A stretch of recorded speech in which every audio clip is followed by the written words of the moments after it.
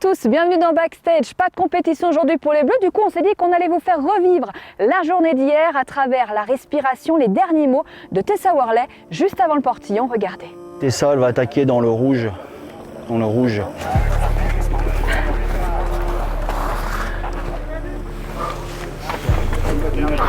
Allez. Banane, ça fait pied gauche et le pied droit qui suit.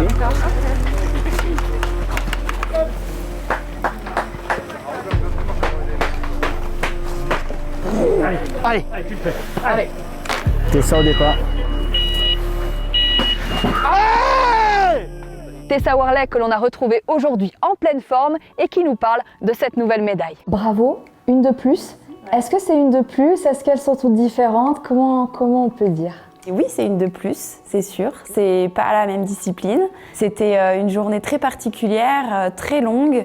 Donc finalement, voilà, la valeur de cette médaille, c'est ça, c'est tout ce travail sur la longueur de la journée, mais aussi le travail de l'équipe. C'est vrai qu'il y a une grosse logistique derrière ces journées, avec tout le monde qui participe à nos performances. Et finalement, c'était pas la course d'équipe, c'est une course individuelle, mais ça paraissait tout comme, et ça donne une autre valeur encore. On montre un peu ta médaille? Bien sûr. Alors déjà, de très jolie boîte, hein. Et voilà, c'est du bronze, mais elle est quand même assez brillante, je trouve. Elle est belle. T'es partie en mode guerrière quand même hier. J'adore ce genre de format, j'aime beaucoup ces duels directs. Quand je suis dans le départ, j'aime vraiment cette sensation de se transcender et d'être face à quelqu'un et d'aller gagner un match. Alors c'est un sport individuel qui se pratique en équipe, on gagne tout seul, mais là vous n'avez pas gagné tout seul. C'était génial, en plus, moi j'étais dans ma course, Mathieu était dans la sienne et en tout cas moi je me suis rendu compte qu'il était encore dans la course qu'à partir de la petite finale. Et une fois que moi j'avais terminé ma petite finale, j'ai tout de suite été demandée alors qu'est-ce qui se passe et tout, et j'ai su qu'il était en finale en train de gagner. Demain, couteau entre les dents, forcément. Hier m'a donné le bon état d'esprit, je pense, pour ces championnats du monde. C'est vrai que d'y aller sans retenue, d'attaquer vraiment chaque manche, ça m'a mis dans la bonne dynamique, ouais. C'est exactement ce que j'aimerais faire sur le géant, être libérée, faire mon ski et vraiment oser, parce que les championnats du monde, pour aller chercher des médailles, c'est ce qu'il faut faire. On se dit, allez, demain. Yes, à bloc. À bloc demain. Merci. Mathieu Fèvre qui s'est donc réveillé ce matin champion du monde, mais qui reste, vous allez le voir, très concentré sur le prochain objectif. Est-ce que tu as bien dormi? Pas du tout. Avec l'adrénaline, avec la pression, avec tout ce que ça implique. Voilà, j'ai eu beaucoup de mal à m'endormir, je dis à 2h30, 3h du matin. Bon, tu la trouves comment?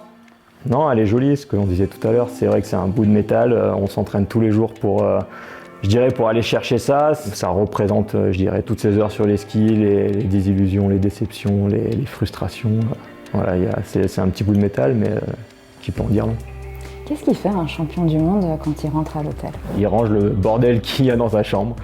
En fait, c'est ça qui est marrant, c'est qu'on arrive, on part le matin de notre chambre, on fait notre vie comme d'habitude, quoi. Il n'y a aucun changement. Et puis on revient, on est champion du monde, effectivement, on a la médaille et tout.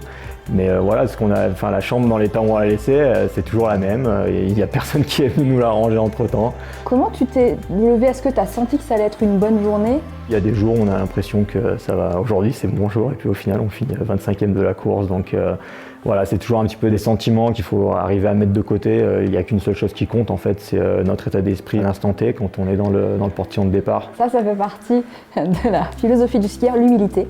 Ouais. On est d'accord, hein. Donc à partir de hier soir, une fois ta bière avalée, tout avait été effacé et Quasiment. On est reparti sur une page blanche. C'est exactement ça.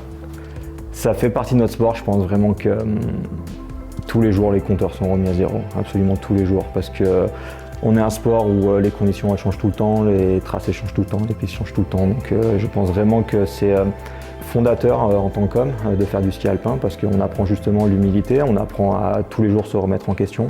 Il y a ce moment où en fait on se dit voilà, aujourd'hui ça a été génial, je profite pleinement de ce qui a été fait.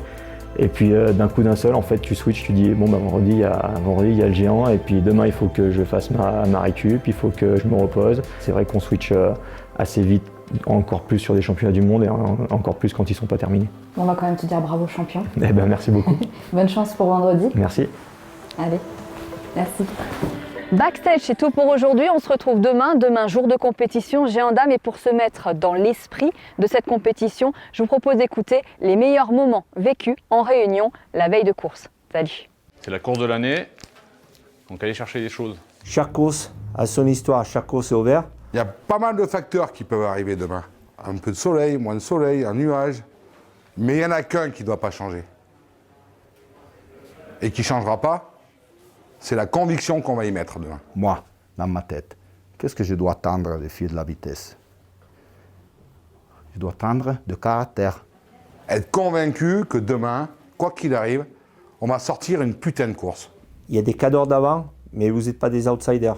On se pèle les couilles sur le télésiège, mais on arrive là-haut à la Rocco, on est convaincu qu'on peut être champion du monde. On est la France, on est les Bleus et on est le championnat du monde. Forza!